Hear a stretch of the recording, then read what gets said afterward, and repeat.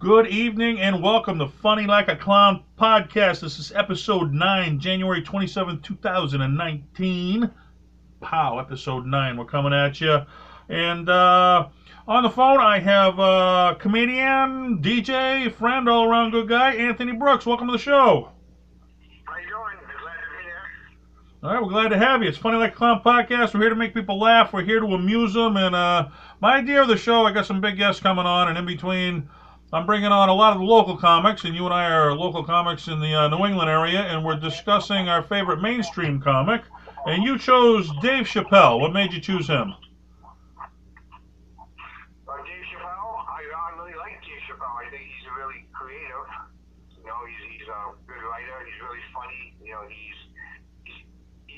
tells it like it is. His jokes are really, I can relate to a lot of his material. I mean, I know he's got some controversy in it, but I like controversy. I like, someone that's not afraid to talk about what's really going on in the world today, Right. Is he one of the comics who inspired you? He's one of the comics, yeah. He's one of my favorites, yeah. I'm also a fan of Eddie Murphy, Martin Lawrence, and a bunch of other comics that were out, in the 80s and 90s. So you like the controversy comedy? They call it blue comedy in the comedy world. They do blue material where it's it's really edgy. Right. So what are you saying? What are some of your favorite memories of Dave Chappelle? Just some of your favorite things that he's done. One of my favorite things that Dave Chappelle was doing is I used to just watch his shows. I mean his shows on TV where he kind of makes fun of what people depict of the African American community. I think it's some funny. I don't think it's some funny stuff how he was a black guy, a blind guy in the KKK. I think that was a funny sketch I've ever seen him do. I really like that. Where he's blind and he doesn't realize that he's in the KKK. He's in the KKK. So he doesn't realize that's it. And if you ever saw that, I mean, you really Well, that's what he's best known for is his sketch comedy. He's done a lot of big movies, but I mean, what he's best known for, everybody likes, was the Chappelle show on Comedy Central that he had, where he did all the sketches. Yeah, but I mean, would you say he's like the modern day? Because everybody has to carry the torch. I guess it started with Richard Pryor. He was the edgy comic. He passed the torch to Eddie Murphy. Eddie Murphy took it. He passed it to Dave Chappelle. I mean, do you think he's the racist comic of today? I don't think he's racist. I just think he's just showing me he doesn't actually Well, he's showing what's funny about racism. He's just showing you the funny part of it, right? Which is kind of what Eddie Murphy and Richard Pryor did. Exactly. They made. I guess you can say for lack of a better phrases, that he's a comic that made racist funny. You know what I mean? I'm not trying to make it funny, but I'm saying he's the kind of guy that just made it a point to make it funny. Right. It's like with myself, I have a stuttering problem. I'm known as a stuttering comic, so I kind of take that, the impediment of my speech, and I try to make people laugh with that. I mean, and I think if people saw the light of things in this world and made fun of it, I think the world would be a better place. I seriously, Sure. I believe that strongly. So people know you do stutter in real life, so you're not nervous now. You're just being you stuttering, so the people know tuned in, right? Right, exactly. But I mean, do you think it's a tough time to be a comedian? Because we grew up in a time where, you could make fun of each other's mothers and you wouldn't get offended. You'd laugh right along because you could joke about anything. But nowadays, with the political correctness and everybody's offended by everything, do you think it's a tough time to be a comedian nowadays? I think it's tougher. I think it's really tough because there's some comics out there that they say one wrong word or one wrong thing, and it could damage them. We've seen that in the last year or so. With certain comics, it's not really exactly what we. People, they shouldn't be afraid to speak their mind nowadays. But obviously, with Everybody's offended by something, yeah. Yeah, there are people that I've worked with comic, the everyday comic, professional comics, and I watched their act, 5 years ago, and I watched their act now, and they change up a few jokes just so that it wouldn't offend anybody. So so there's some people out there that will do that. They will change, That's a good point. It's a very good point. They are. They're the old, they're changing the words around. A lot of musicians are doing that too in songs.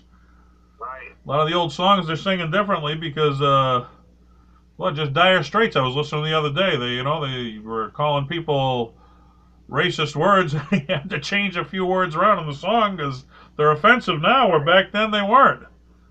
Right, exactly. It's like, for example, like more recent,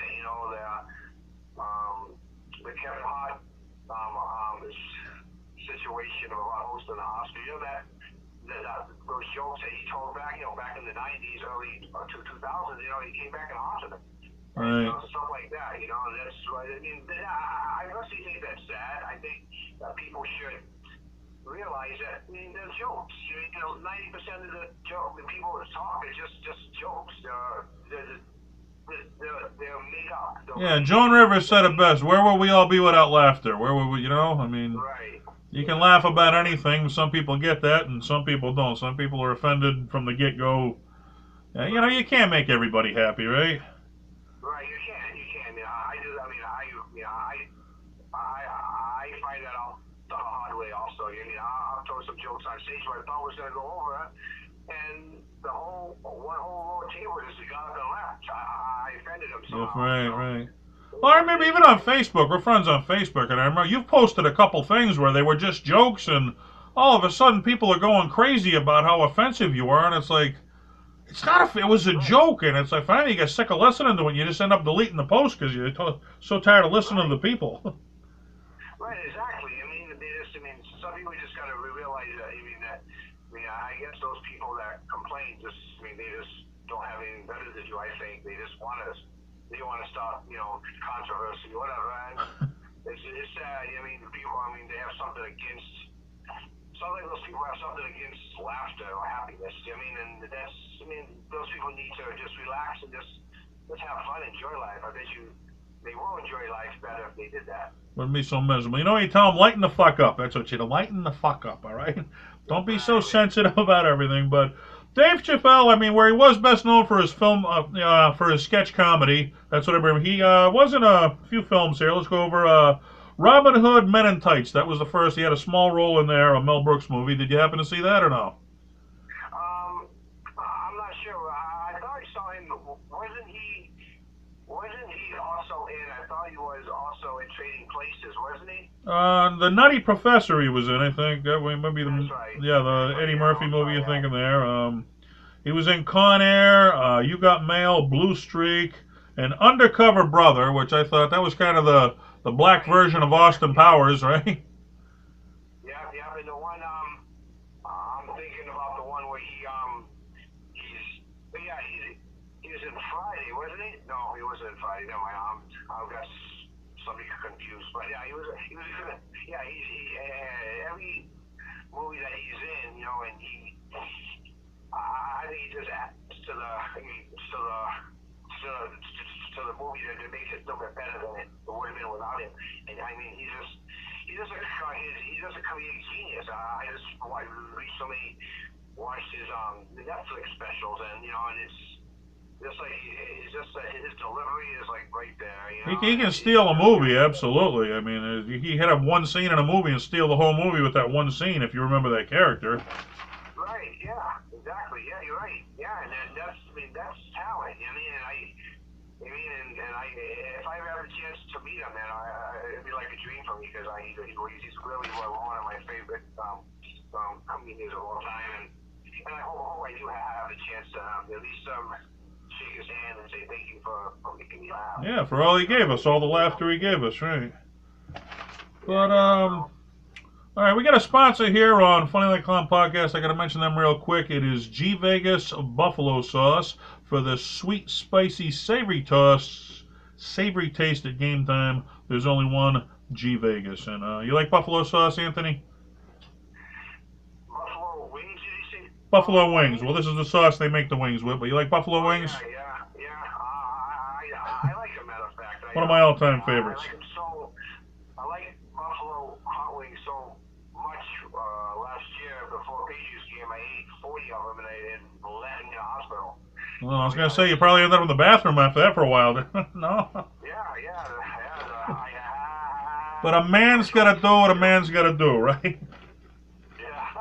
All right. So, Dave Chappelle's first feature film, where he was the feature, he wasn't, just in a scene, was Half Baked.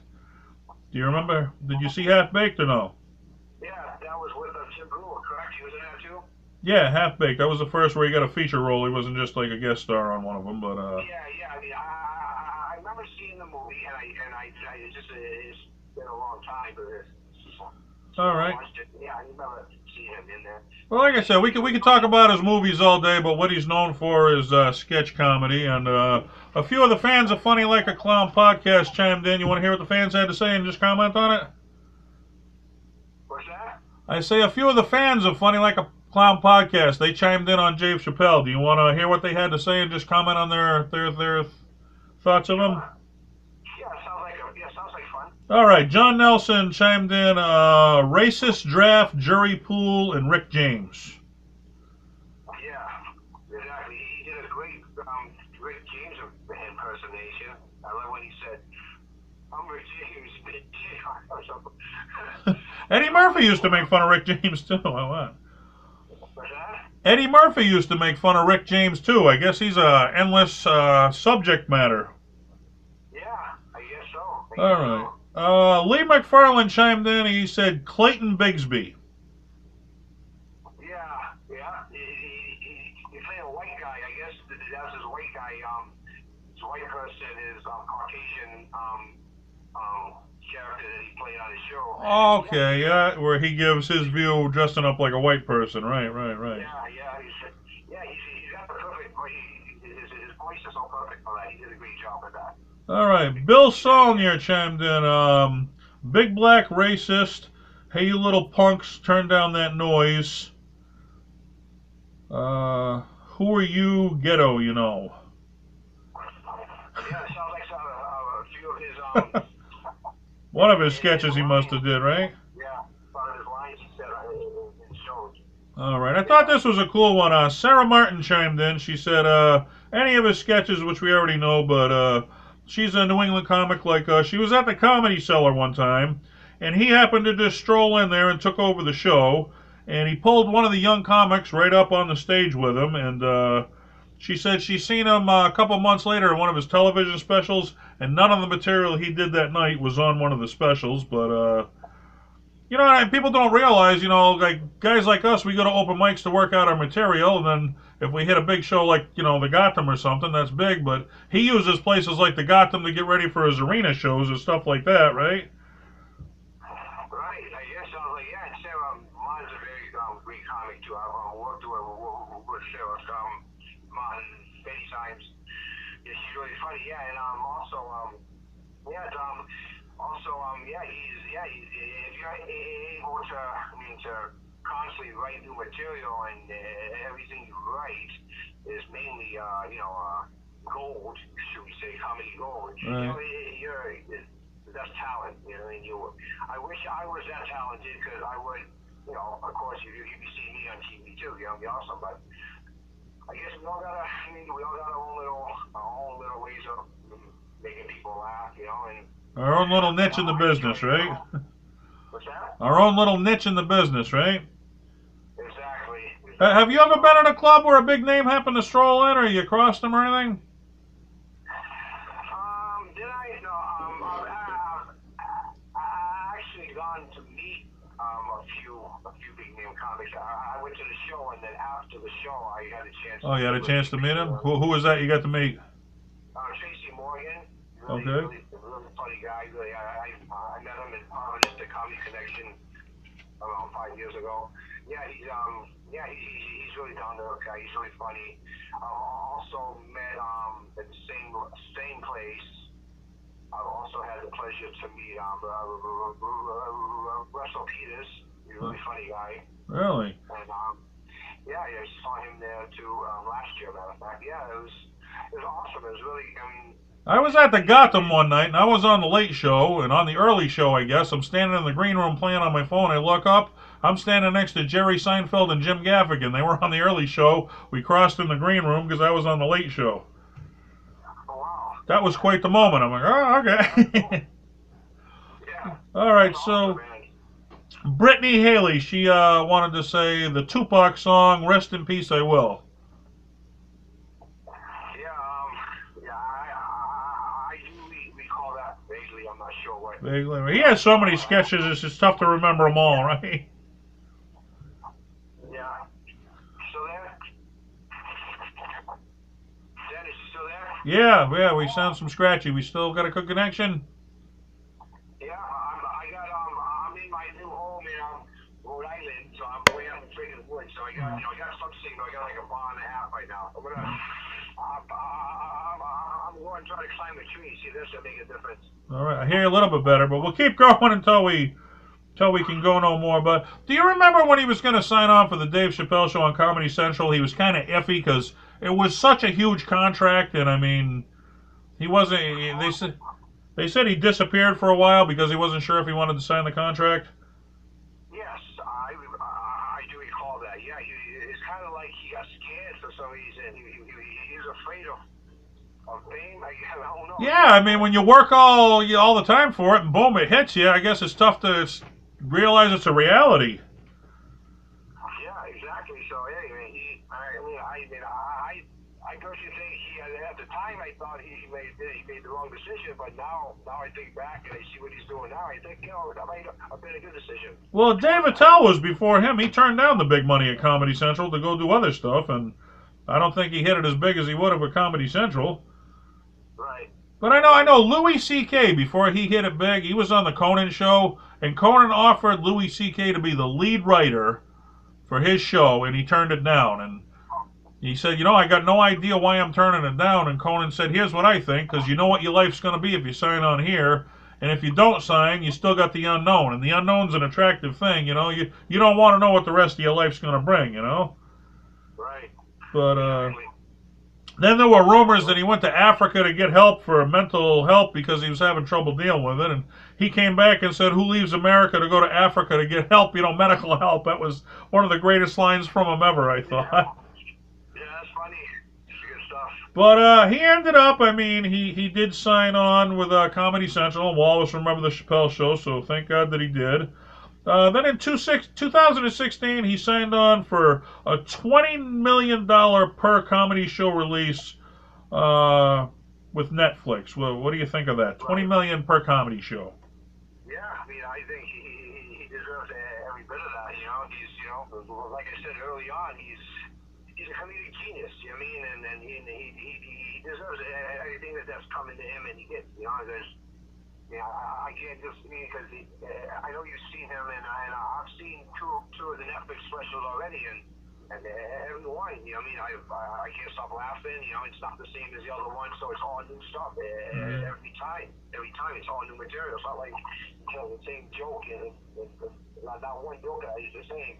He worked for it and he earned it, right? $20 million is a lot. You're in show business, you hit the top. That ain't, it's what they get paid. Right. Better than us getting gas money some nights, right? What's that? I say that's doing better than us getting gas money some nights to perform, right? Yeah, I know. Yeah. Well, you do it to have fun, I never worry about the money part of it. We're having fun, right? Right. For me to make $20 million out of 20. I would have to do a million shows. Yeah, right. In 2017, he got an Emmy Award for his appearance on Saturday Night Live. Yeah. In 2018, he got a Grammy Award for two of his special, Age of Spin and Deep in the Heart of Texas. Right. So at this point, he's at the top of his game. Rolling Stone put him at the number 9 comic of all time. Which I thought that was high, I think, you fall in love, with the latest thing you've seen. If you wanted to put him at the number 9 comic right now, I'd probably go with you. But of all time, you kind of, you kind of, the George Carlins and the Richard Pryors, the people who set the stage. Eddie Murphy we talked about. But I mean, do you think 9 of all time? Would you agree with that or disagree? Do I agree if he's at the ninth of all time? Yeah, would you agree that he's the number 9 comic of all time? I would rate him at least, for the top five of all time. I think. Really? So you think he's up there with Richard Pryor and Eddie Murphy and George Carlin and all them? Yeah, I seriously do. I think he's up there. I think. In my eyes and I believe that he should. He's one of the top five of all time. I really do. He's that good in my book, and. All right. Yeah. People put Chris Rock up there too. I got a hard time swallowing that one, but I mean, certainly of our time, they're the comics. Maybe years from now, they'll be the generation. Look back and the kids will look at them like we do Richard Pryor and George Carlin. But to me, they're in a class of their own. I mean, they started the whole thing. Yeah, exactly. Yeah. I was a fan of Pryor when I was a teenage kid, 13, 14. I used to listen to Pryor. Red Fox. Even Red Fox was, back in the day, not that people knew who he is, but Red Fox was a genius too back in the day. Sanford and Son. Yeah, absolutely. Right. Well, that Eddie Murphy album, the first one he put out, I mean, me and my friends were constantly using quotes from that, just joking around with each other. It just gets stuck in your head. Right. All right, so I'm starting to end off the show with trivia, so I'm going to hit you with 3 trivia questions about Dave Chappelle, and we'll see how you do. Sound good? Okay, I'll do my best. All right, so far nobody's gotten all 3, so if you don't get all 3, don't worry about it, because nobody's gotten all 3, all right, trivia 1. Who is the only musical guest to appear on the Chappelle Show? Who was the only musical guest that appeared on the Chappelle Show, right. He had a lot of comedians on, but he only had one musical guest on. Who was it? Wow, that's a good question. You don't give hints, do you? I'll give you a hint. I would have never got it in a million years. There's my hint, man, so don't feel bad if you don't. Okay, that was, I'm just gonna throw something out there. He's the only musical guest. I would lean more towards something like Jay-Z. That's who I would have thought, Jay-Z or Tupac or something. But the guy's name was Talib Kweli. Okay, yeah, I would never know who that is. Yeah, I would have never. All right, so don't feel bad. All right, here's an easier one. What is the name of the crackhead that Dave plays in a skit? Oh my God. I know this story. Tip of your tongue? Yeah, it is, but it's getting stuck on my teeth. Like, I can't get it out. I'll give you a hint. There's a comedian up in Maine that I work with, and he's got the same nickname. Comedian up in Maine. Okay, I'm thinking of who's the guy in Maine. Robert Glancy. You worked with Robert Glancy? No, I haven't yet. All right. Do you know his nickname? Because it's the same name. Okay. I don't know. I'm sorry. Big Bob. They call him Big Bob. That was the name of Dave Chappelle's crackhead character. Was Big Bob. Yes, yeah, Big Bob. Okay, yeah. All right. Well, we're gonna redeem yourself right here. Let's see. What is the name of the video game that Dave portrayed? The video game That he portrayed in one of his skits. Okay, it's I'm thinking Donkey Kong. No, Grand Theft Auto. Oh yeah, that's right. That's right. I don't know. He's your guy. I don't know, man. I remember him, but all right, so we'll hit you with the last question. If you were sitting on a bench right now with Dave Chappelle, you got one question to ask him. What do you ask him? I would ask him, can I open for you sometime? And you hope you get a yes, right? Because that'd be the dream come true for you, right? I mean, yeah, it would be nice to at least do one show with him, at least open up for him one time. Sure. Dream come true. because I mean, he was in an Eddie Murphy movie, and I'm sure that was a dream come true. Working with Eddie was one of his heroes, so pass the torch right down. If you got to work with him, that's one of your heroes. That'd be a dream. Exactly. All right. Well, I want to thank you for being on Funny Like a Clown podcast, Anthony, and I hope that Dave Chappelle goes on making good comedy, and I wish you the best in comedy as well. Okay, Dennis, thank you very much for having me. I really enjoyed it, and I'm looking forward to the next one. All right. We'll talk soon, buddy. Bye-bye. Bye now. All right, comedian Anthony Brooks right there, Funny Like a Clown podcast. We're here to make you laugh. We're here to amuse you discussing Dave Chappelle. And until next time, just remember to keep laughing because, you know, where would we all be in life without laughter? We'd be nowhere. Keep tuning in, and I'll keep bringing you the best. Good night, folks.